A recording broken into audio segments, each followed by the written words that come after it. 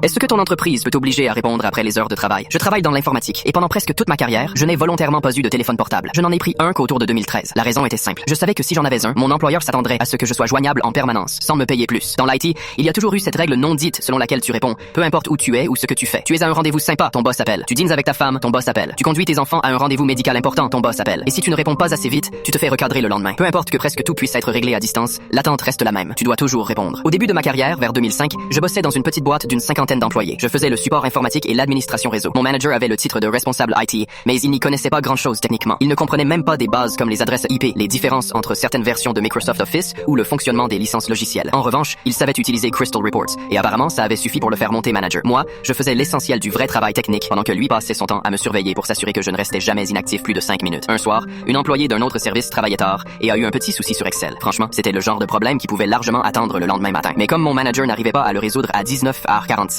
et que je n'avais pas de portable, impossible de me joindre après le boulot. L'employé s'est énervé. Le lendemain matin, elle a débarqué dans le bureau IT en se plaignant très fort du fait que son problème de tableau croisé dynamique n'avait pas été réglé immédiatement. Ensuite, elle a envoyé un mail de 5 pages à la moitié de l'entreprise avec toute la direction en copie pour expliquer à quel point c'était scandaleux que son souci n'ait pas été résolu dans la soirée. Quelques jours plus tard, on m'a convoqué à une réunion avec mon manager et une RH. Vu leur tête, j'ai cru que j'allais me faire virer. Pourtant, j'étais très bon dans mon travail. Quand je suis parti 2 ans plus tard, ils ont mis plus d'1 an à me remplacer. Mais cette réunion n'était pas là pour me licencier. Elle était là pour me forcer à prendre un téléphone portable. J'ai poliment refusé. Eux avaient déjà prévu la réponse et m'ont dit que l'entreprise paierait le téléphone. Alors j'ai demandé si j'aurais aussi une augmentation puisque je serais désormais censé répondre après les heures de travail, alors que mon contrat de départ ne prévoyait rien de tout ça. Ils m'ont dit qu'il n'y avait pas de budget pour une hausse de salaire. Je savais que c'était faux parce que le PDG partageait les résultats trimestriels avec tout le monde et que l'entreprise allait très bien. Alors je leur ai fait une proposition. J'ai dit que j'acceptais un téléphone fourni par l'entreprise et que je répondrais après les heures de travail sans demander plus d'argent, mais à une seule condition. Je choisissais moi-même le téléphone et l'opérateur. Ils ont accepté tout de suite et ils l'ont même mis par écrit. Ils avaient l'air contents d'eux comme s'ils avaient gagné. Moi, j'ai commencé à chercher l'option la plus chère et la plus pénible que je pouvais justifier raisonnablement. J'ai trouvé un Motorola Razr chez NTT, une société japonaise. C'était un téléphone récent et coûteux à l'époque. Techniquement, il pouvait fonctionner sur les réseaux nord-américains, mais en gardant un numéro japonais et un forfait international avec itinérance. J'ai choisi un plan qui faisait exploser les coûts sur les appels entrants comme sortants. En gros, chaque appel vers moi déclenchait des frais internationaux dans les deux sens. Plus de l'itinérance, plus des coûts fixes. Après quelques calculs, j'ai estimé que ça coûterait à l'entreprise plus de 5 $ la minute pour m'appeler. 1 ou 2 jours après la réunion, je suis revenu voir les RH et mon manager avec tous les détails. Je leur ai présenté exactement le téléphone et le forfait que j'avais choisi. À leur réaction, on voyait bien qu'ils ne savaient pas si j'étais sérieux ou non. La RH a fini par comprendre que oui, j'étais complètement sérieux et elle m'a demandé pourquoi j'avais choisi quelque chose d'aussi cher. Je lui ai répondu honnêtement que je trouvais injuste qu'on attende de moi que je sois disponible à toute heure, que ça puisse interrompre ma vie personnelle n'importe quand,